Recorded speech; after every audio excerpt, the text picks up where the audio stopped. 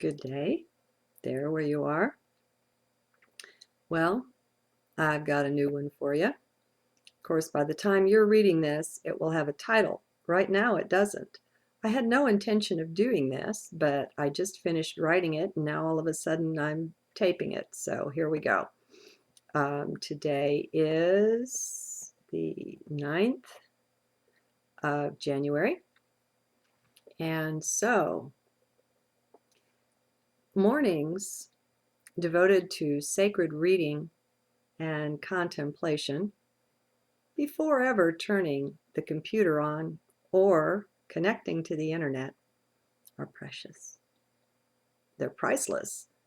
If you have the freedom to do this, I highly recommend it.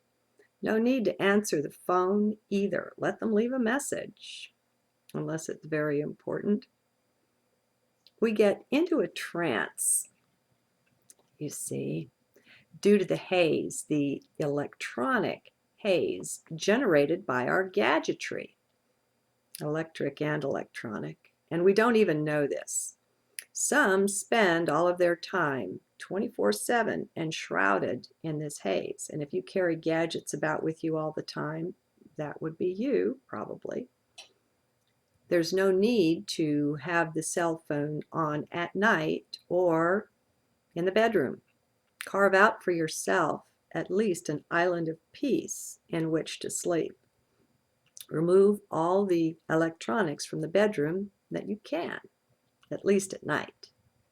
Now, it may take a short time for your body, your aura, your energy being to detoxify from the miasma. It's been keeping you as one drugged. Your energy body has both been more sluggish and more irritable than it would be if you'd give yourself some decent rest. Both the electric currents and the electronic frequencies used by our gadgets are unfriendly to human biology. So unfriendly that it makes one suspicious if that isn't in their design, intentionally. Maybe not, but then again, anything is possible. So, for me, these mornings have become my sacred island in the stream. I now have a cell phone, but it spends all its time when I'm not driving and in need of it, with the battery out, rubber banded to the phone. I don't trust the darn thing to still not be sending or receiving some sort of signal, so I've ordered a little Faraday pouch to keep it in. I trust none of our technology, and I'll probably be keeping my credit cards and ID cards with the magnetic strips in there as well. The most offensive thing about it is the overall effect that it has of cutting us off to a significant extent from communion with our own inner nature, higher self, even our heart. While we still retain those connections, they're so attenuated, so disturbed, that only the determined ones among us, the real devotees of light or truth, whatever the divine attribute is, manage to cut through the haze. And this is sad. It should be open and easy for everyone. It's our birthright. We've been had. And in the new age, we'll have it back. Well, not to complain, mind you. This is not that. Be in your heart. This is just to highlight certain things that I consider to be facts. Now you develop your own by your research and, more importantly, by your experience. There are a lot of great ideas wandering around. Your higher self knows which ones are for you, and as importantly, which are not. And this will change with time. It's funny, your path is personal, even unique, yet you are not. You are not even a person.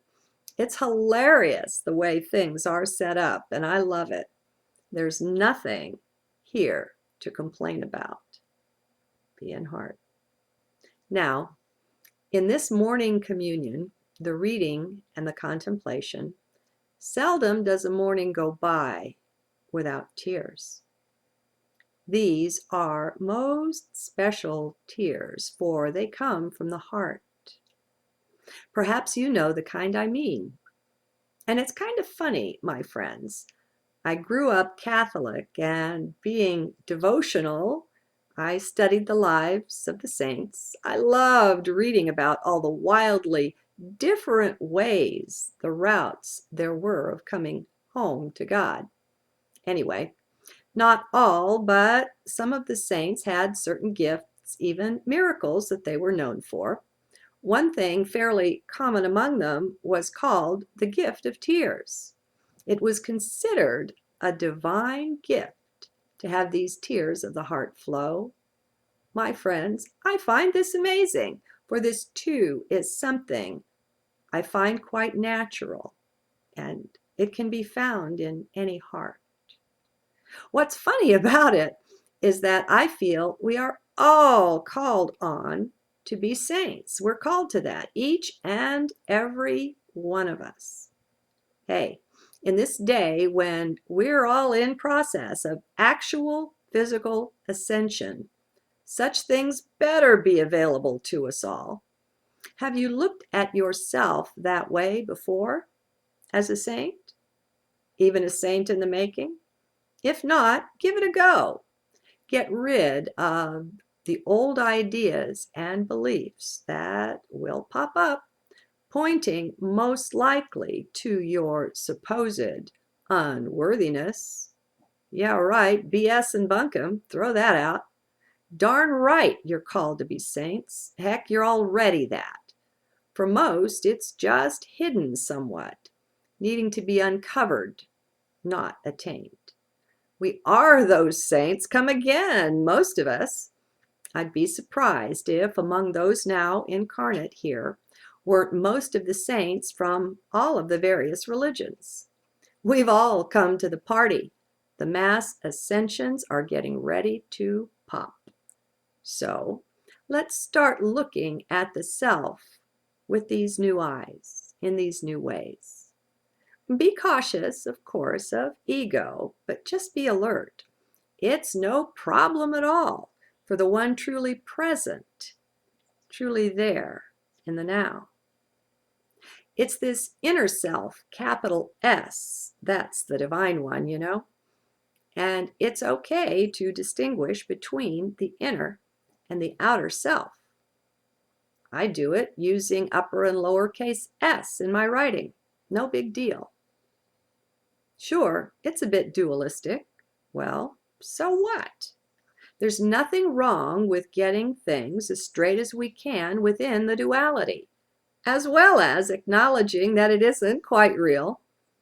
We live in both worlds, my friends. Don't let someone limit you to only one or the other. This seems to be a complaint often registered against the supposed New Agers. I'd like to get rid of such titles. There has been so much condemnation of this group that even the name itself has become derogatory. And that's sad. Does that seem right to you? To brand a whole, mostly a very sincere group of seekers that way?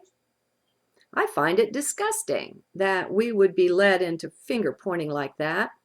So perhaps you will join me in refusing to criticize or condemn. Nothing good comes of it.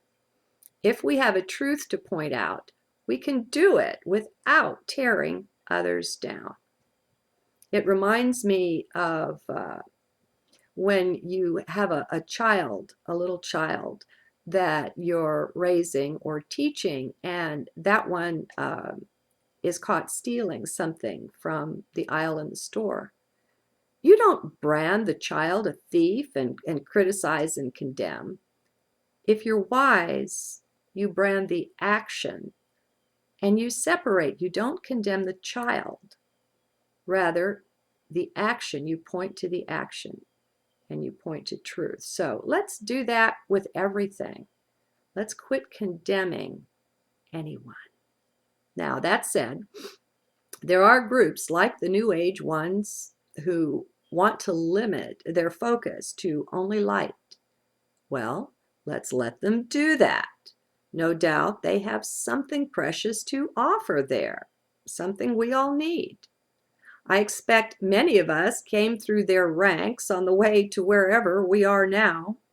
I spent my time there. What I'd like to point out and emphasize, however, with my whole life is balance. Here in 3D, or the duality, almost everything comes in pairs.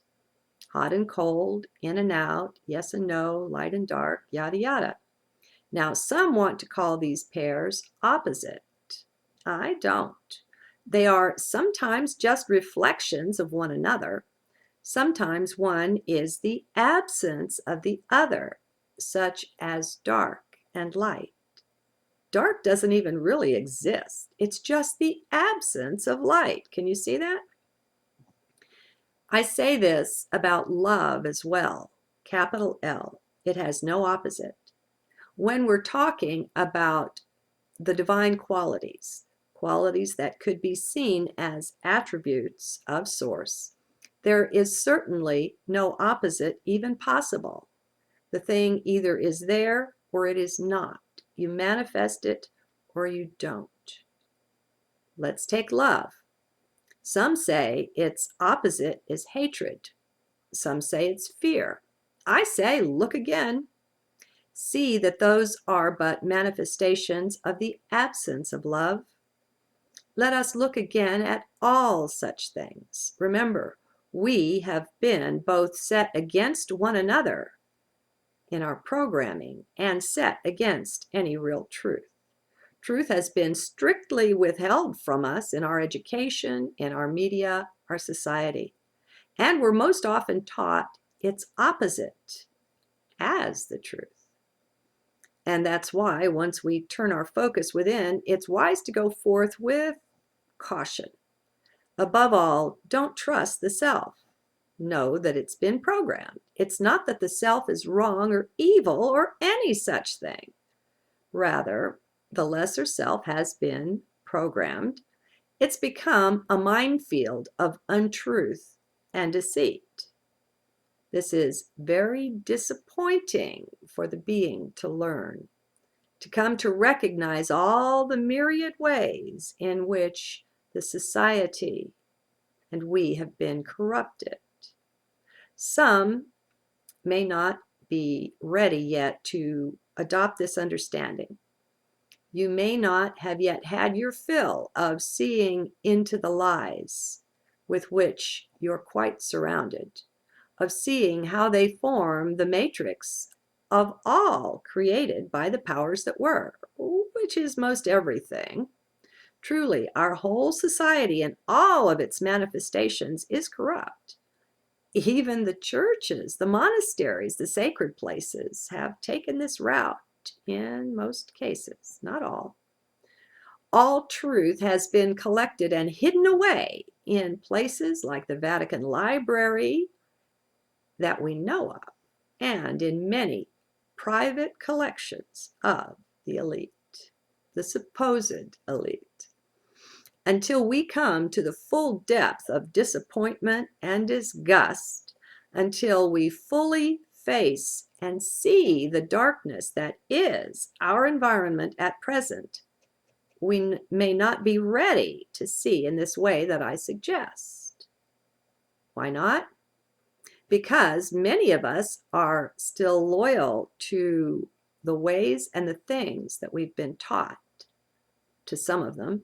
We still want to believe in science or in our political party, in religion, in the high aims of the large charitable organizations. Well, in people at heart, right? Do you see that in yourself, the hanging on there? It's in all of us to one extent or another. What I'm saying, though, is that at a certain point, it finally hits you. At the top of all of those structures, everything is owned and run by the powers that were.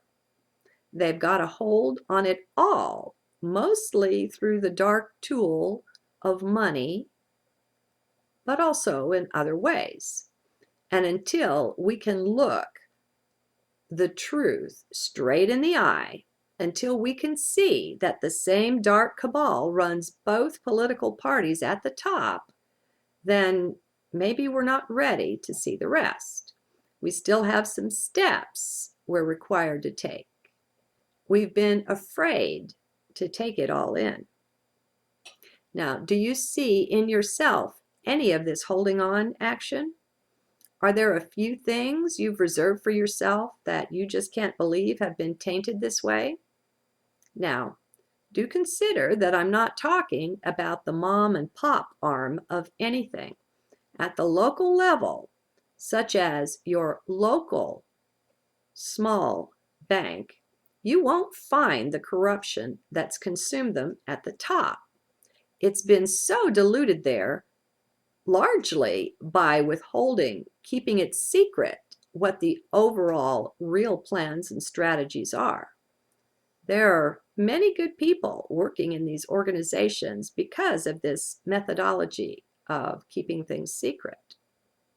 So there's no sense picketing your local bank, the mom and pop one. It's mostly in the big conglomerates and at the top of organizations that this corruption shows its face. It's hidden pretty much everywhere, though. In the money you have in your wallet, the corruption is hidden there. Now, you're not evil, of course, but do you see how the tools of evil have wormed their way right through and through the society? The society itself has become a cancer, the walking dead. It can't go on like it is. It's quite destined to collapse. I was sensing to see if anybody popped into fear, and I didn't feel it. I love it. This collapse, however, will be the collapse of all that's dark, and that doesn't include you. Things and institutions built on integrity, run with honor, will not be hit hard like the rest. Unfortunately, through the mechanism of money, which taints everything, all will be in some way impacted, even us and our families. Let's just stop thinking this is so terrible, this collapse of all that's dark. It's not. Can we shift our vision a bit to see it in a new way? Surely we all know that so much is so terribly corrupted that it doesn't deserve to come into the new day, the new dawn, the new earth. We only want to take the very best of things with us, but of course. Well then, let us, with eyes open wide to a higher reality, begin slowly withdrawing from all that's corrupt, withdrawing our attachment. Above all, cease to trust. I'm not saying go get rid of all your money. Don't do anything crazy. This is inner work here. Only Source, only higher self is worthy of our trust, period. Are you there yet? It's a wonderful place. The heart, wed to her Lord, that is, her own higher self, that is so beautiful. And that is us. So let us be about it. Our sacred morning time is our tryst with the beloved. Can you see that? Remember, each one of us is the ultimate beloved, the spouse. If you choose that, the spouse of your own divinity, of your God or source. You are that in reality, but until you can see that, the divine union, this marriage of the soul to God or to source, will do. We take things in steps. It's logical, yes, but not for that reason. I use no mind justification alone for anything, I believe. The mind support is just the cherry on the sundae, so to speak. Our being, our soul, if you will, is ready for whatever she is ready for. There is a next step that will simply seem right, because it is. It will feel like the perfect fit at some point. Even if initially it is rejected, Source will dance us into a new view. Source will woo us, in other words, into readiness for whatever it is. Source has her ways. So, don't push your soul. Remember, friends, to follow your bliss, your joy. Don't be heavy-handed with your soul. Do distinguish, however, between the mind or ego and the soul, or the inner being. What are you identified with? What are the clues in your outer life there that present you with the truth of this? Are you reading them, those clues? If you do so from heart, you will be shown. Guidance is always present with heart vision. It's a matter of tuning in with it. Just trust that it's there. What do you identify with still? Where do you find your I? This is a question so critical to everything, to your whole path, your whole life, that you can ask it at any time and benefit. Who am I? Or even, what am I? Has merit to ask. And you'll know when. Any ideas that you had when you lived thoroughly in mind will be quite shattered along your road home. They're in the way without you even knowing it. And to you at that time, they looked like your dearest supports in life. Yet they're anything but. They're what holds you back, the wolf in sheep's clothing. Just be alert. The thing to identify with, it seems to me at this point, is higher self. Identify with heart even. That will work. You are that, the Divine One found there. Take that on as your identity. Try it on. Another wonderful way to go is to identify with or to be the observer of your life. Only that. To take 10 steps back and just watch. Now, of course, we do this from heart. You may be surprised at just how helpful it can be to begin identifying this way. Yes, it is something that will inevitably be shed, for you are netty, not this, not that. Meanwhile, though, these are logical and powerful next steps for you, things that are practical that you can do. Always remember, let your own heart provide the guidance you ultimately follow. Nothing and no one else. Warning, warning. What happens, or what happened for me as I began identifying more and more with higher self, is that I saw things just began to fall off, to fall away from me. Things that had once been so precious, that were truly valued, just fell away. And as I looked at them in amazement, I saw they now held no value at all.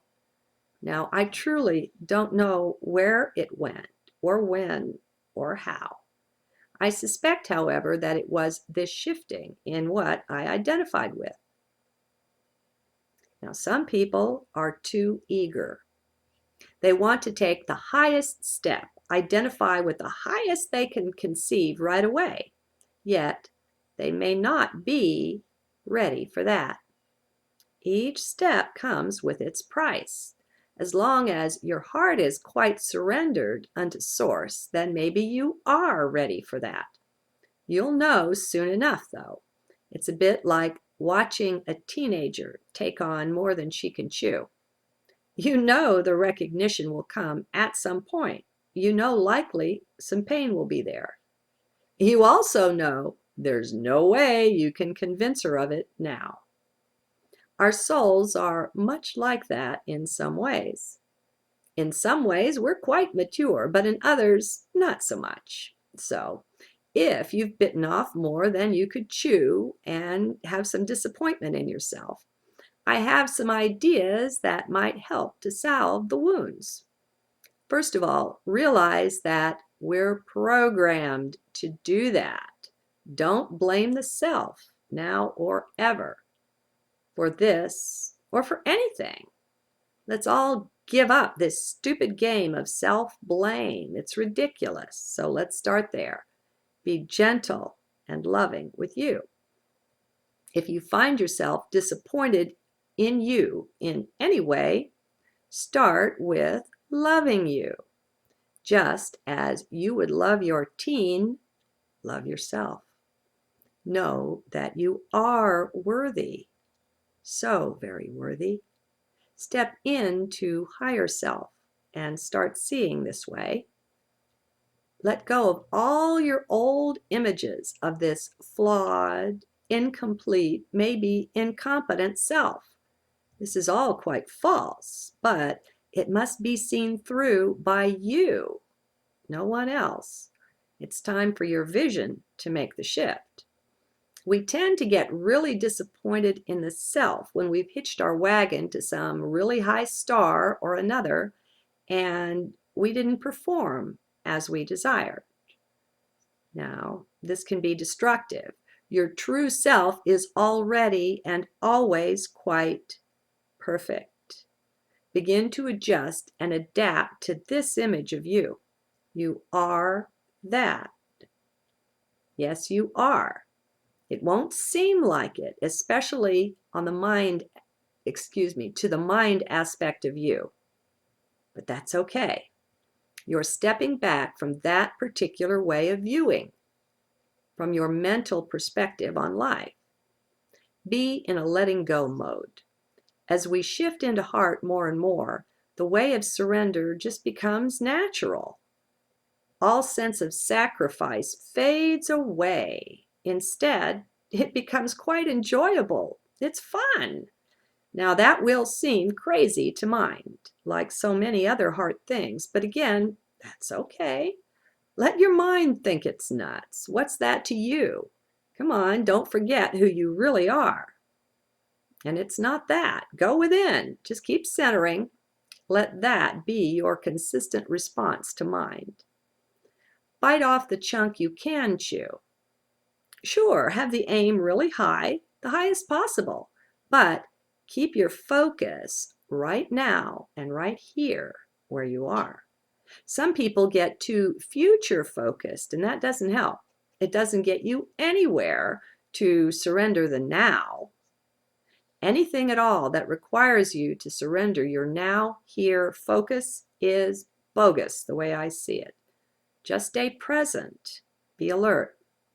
The only step that's ever in front of you is the small one.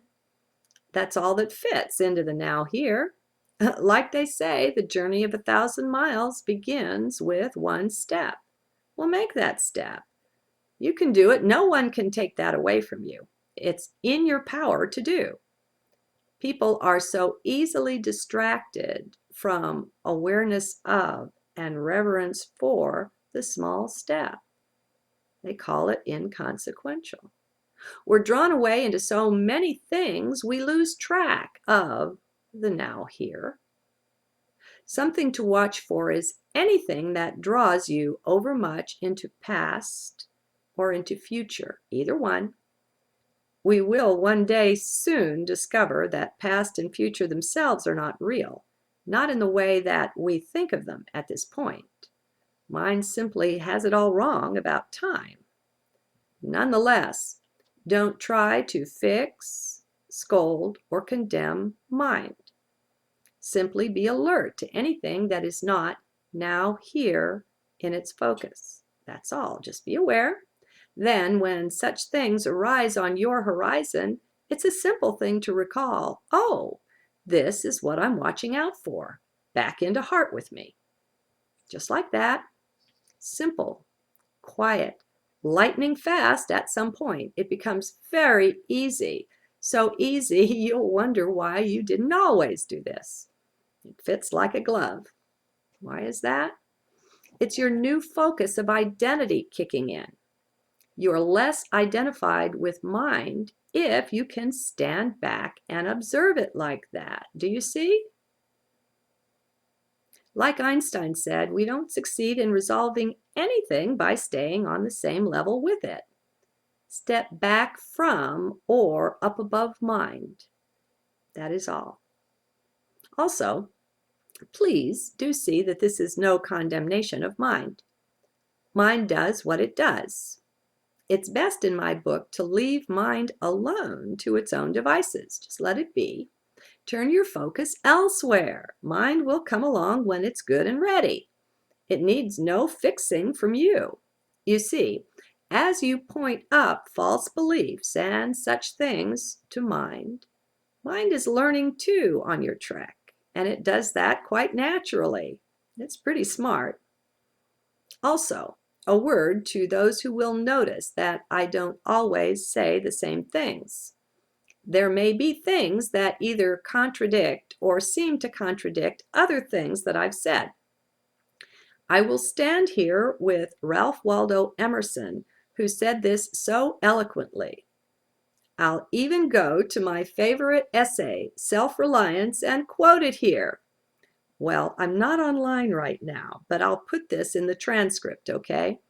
The link I provide is to this essay in my collection on scribe.com, my favorites and fun.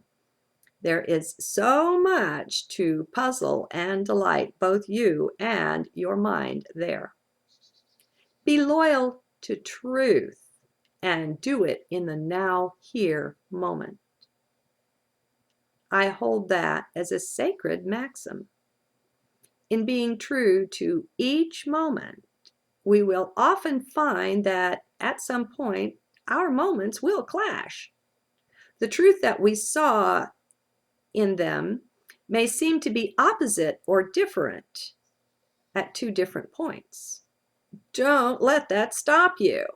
Never be loyal to the past, in other words. Can you see that's what this is saying? Be loyal only to now and to your highest vision here. And just consider for a moment the false standards that people are held to in the media, how they can never contradict themselves or they're considered untrustworthy. And it's just the opposite. Okay, I guess I've gone on long enough here. Do you see or sense these journals shifting and changing? I do. Look for the same sort of shifting and changing there in your life. Get rid of all the barriers to flexibility currently built in or that seem to be. They are not.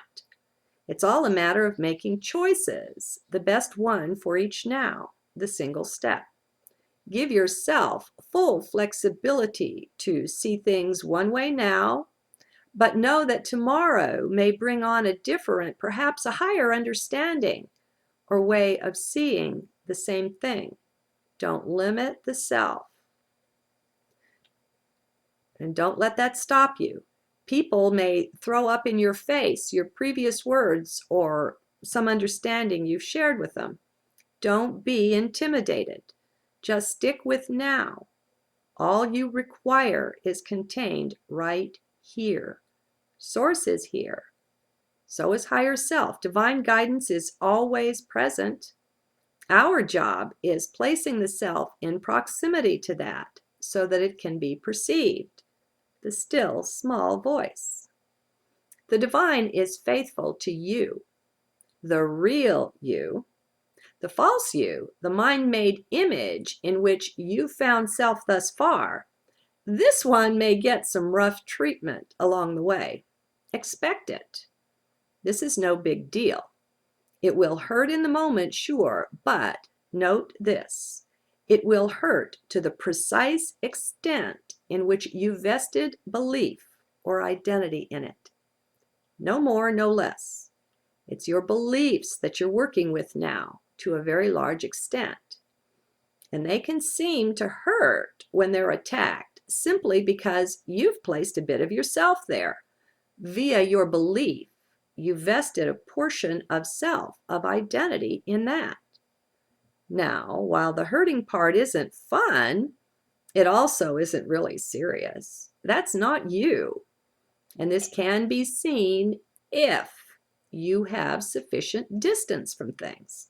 By taking up your place within heart, this automatically, magically provides you with just the right distance from simply everything. It's the one safe place you can always go. As we pull our beliefs out of all the externals in which we vested them, including the big boogeyman, the false self-image, we become more and more free.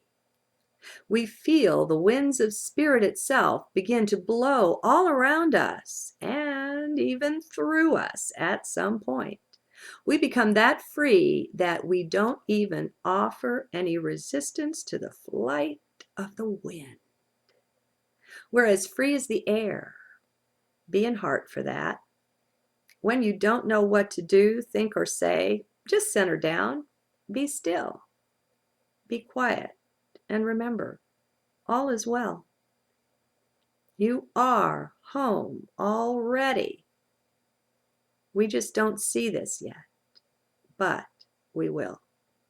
It is there, always there, to be seen. Keep casting away false beliefs.